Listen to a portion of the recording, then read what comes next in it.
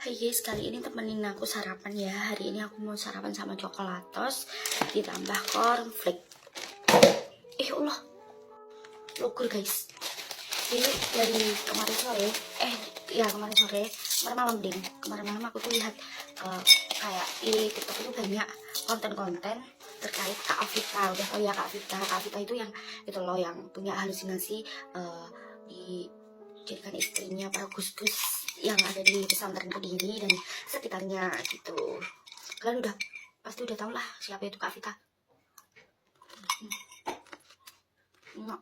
First impression ketemu Kak Afita, bukan ketemu sih, melihat kontennya Kak Afita, kita melihat awalnya itu Kak Afita kayak orang halu ya. Jadi dia itu mengaku udah dipacari sama Gus ini, udah mau dijadikan istri sama Gus ini, dia terus dikasih akses di beberapa pesantren Kediri dan dia bebas masuk ataupun istilahnya pokoknya dia itu diistimewakan lah di situ.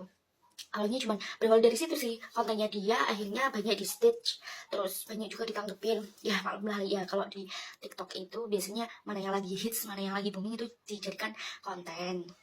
Dan seperti yang kalian tahu, Kak Vita itu kan kayak agak sedikit melenceng ya kalau di dunia TikTokan gitu, karena memang dia itu membahas tentang ulama-ulama dan beberapa pesantren di Kediri, bahkan sampai ada yang kontennya itu mengatakan dia itu pernah mau dijadikan tumbal di salah satu pesantren di Kediri. Ngeri.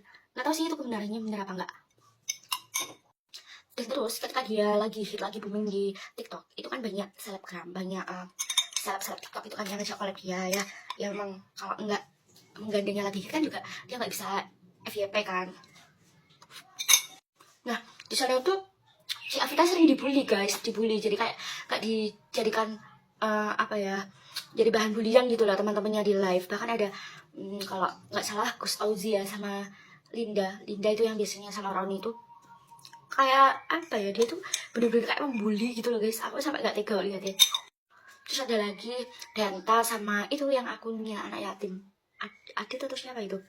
Nah, kalian bisa lihat kok di situ di TikToknya kan banyak sekali. Jadi kayak Afita itu benar-benar dibully habis-habisan gitu loh di sana.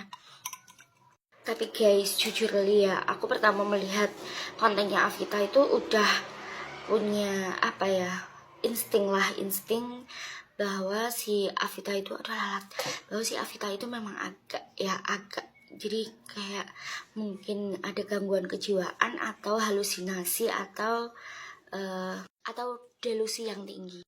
Awalnya juga lihat kayak Afita itu kayak krik-krik gitu loh guys. Ih bocah apa loh gitu. Maksudnya kok sampai Gus-Gus itu tertarik ke dia itu kenapa? Tapi kan kita sebagai kaum kepo ya, jadi kita mencari tahu kebenarannya. Benarkah yang diceritakan si Afita ini atau Neng Magrib ini, yang diceritakan ke netizen ini benar adanya atau cuma halusinasi? Nah, ternyata di balik itu semua yang diceritain, BTW dia itu untuk tata bahasanya juga bagus loh. Dia itu kayak udah biasa berbicara di depan umum, terus dia itu tata bahasanya bagus lah pokoknya. Dan kabar yang mengejutkan kemarin, ternyata si Kak Afita atau Neng Magrib ini itu udah dibawa Kak Yolo Ine sama Kak Anti Antos ke RSJ Menur. Gila, aku sampai nangis loh guys lihat TikToknya di Kak Yolo Ine pas dia itu nangis-nangis mau minta HP-nya ketika dia masih di IGD RSJ Menur. Dia nangis pengen ke kamar mandi alasannya padahal dia mau minta HP-nya. Nah, di situ kelihatan ya bahwa dia itu nggak bisa lepas dari HP-nya dia, karena memang halusinasinya delusinya dia itu ya lewat HP itu. Karena kan hampir setiap hari dia live ya guys, walaupun live sendiri ataupun collab itu tuh setiap habis maghrib itu pasti loh dia itu live. Nah, singkat ceritanya yang diceritakan ke Kak Yolo Ine ke para netizen ya, bahwasanya Neng Magrib ini mengalami beberapa indikasi ya, masih observasi lah di RSJ Menur. Itu ternyata dia mengalami bipolar. Yang pertama itu dia mengalami borderline personality disorder, terus bipolar juga ada, halusinasi, delusi itu juga ada. Dan yang sangat mengagetkan juga ternyata si Neng Magrib ini juga pernah istilahnya dibawa berobat oleh keluarganya di tahun 2017 karena masalah kejiwaan dan berhenti karena tidak ada biaya untuk meneruskan pengobatannya. Alhamdulillahnya sekarang dia udah punya KIS loh guys. Aku juga nggak tahu sih yang ngurusin KISnya itu siapa, tapi yang jelas sekarang dia udah punya solusi lah. Istilahnya dia punya akses buat berobat tanpa harus mengeluarkan biaya kan kalau KIS itu. Kak Yoloine itu bilang kalau dia mengalami borderline personality disorder, yaitu menurut aku tingkat gangguan kejiwaannya kalau yang aku baca-baca ya lumayan complicated ya. Jadi ciri-cirinya itu kayak suasana hati yang sering berubah. Terus borderline personality disorder itu dia mempunyai kecenderungan yang takut berlebih. Jadi dia takut diabaikan, takut ditinggalkan, takut sendiri.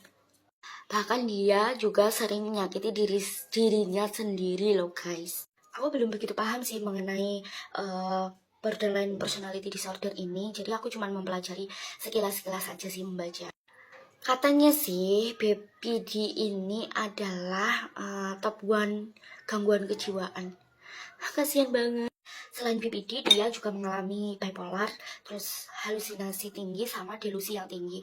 Jadi kalau menurut aku sih halusinasi yang tinggi itu ada, kalau nggak salah ada dua ya, halusinasi visual sama halusinasi auditori. Kalau nggak salah, kalau aku salah tolong dibenerin ya. Jadi itu dia kadang mendengar sesuatu yang sebenarnya itu nggak ada, terus dia melihat sesuatu yang sebenarnya itu nggak ada di depan matanya. Halusinasi guys. Terus lagi dia punya delusi yang tinggi, jadi kayak keyakinan yang kuat bahwa kejadian ini realistis. Misal kayak dia itu disenangi Gus-Gus, terus dinikahi Gus-Gus kayak gitu loh. Itu kayaknya masuk di delusi yang tinggi itu tadi, sorry. Dan yang aku baca dan aku pelajari sedikit-sedikit sih mengenai BPD ini, dia itu biasanya sakitnya itu karena ada depresi. Jadi kayak semacam pernah ada pembulian, terus pernah ada trauma, bahkan pelecehan seksual juga. Terus seringnya diabaikan. Nah, hati-hati yang sering mengabaikan.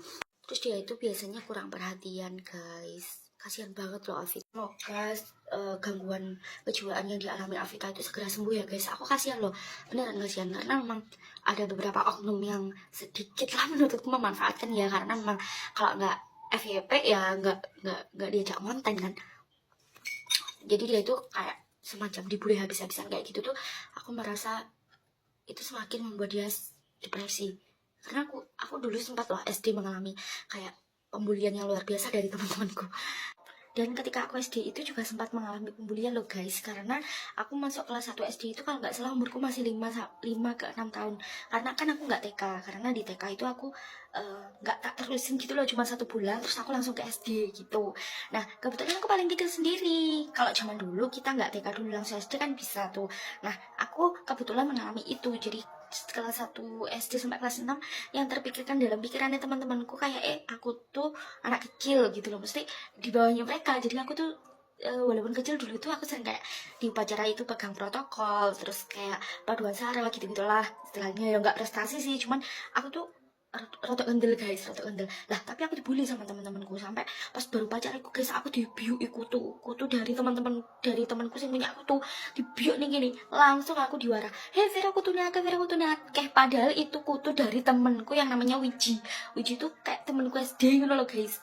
Jadi tuh apa ya, pembulian itu menurutku nyelekit loh di hati. Sampai sekarang pun aku ingat kok teman-temanku sampai membuliku dari zaman SD. Aku ingat bahkan anak temanku yang dulu membuliku dari zaman SD akhirnya dari boloku guys gitu. Jadi membekas banget gitu loh bulian orang, terus perkataan orang sih menyakitkan ke kita itu menurutku sih sangat jelek gitu loh guys di hati. Jadi hati-hati misalkan kayak mengomentari orang lain, terus istilahnya kayak membuat sakit hati orang lain, itu bisa menyebabkan traumatik yang luar biasa kepada orang tersebut gitu. Jadi kok dibully bareng-bareng, mau dibully sendiri misal empat mata saling bertatap gini ya, ngolok-ngolok gitu ya, itu tuh membekas di hati apalagi pas bareng-bareng. Jadi kan bisa menyebabkan depresi terhadap yang dibully gitu loh guys. Ya semoga ya apa itu di kasus bukan kasus sih, semoga di kejadiannya yang maghrib ini dan Afita, semoga dia juga cepet diberi kesembuhan ya guys. Kasihan loh, karena memang dia itu sebenarnya smart, kalau aku melihat dari tata bahasanya dia orangnya smart, tapi aku nggak paham sih ini karena BPD, bipolar, atau halusinasi atau apapun itu. Terus ada juga yang menyebut bahwasannya dia itu kayak kelebihan ilmu. Itu sebenarnya ada nggak sih penyakit yang seperti itu? Aku kurang tahu. Jadi ya kita berdoa aja lah, semoga Neng Maghrib ini segera sembuh biar bisa ngonten lagi. Terus mungkin halusinasinya juga semakin menciut, terus delusinya juga semakin menurun. Semoga Neng Maghrib ini menjadi lekas sehat dan kembali ke keluarga dan teman-teman yang ada di TikTok semuanya. Bye, Ratu Bulir Tomongku.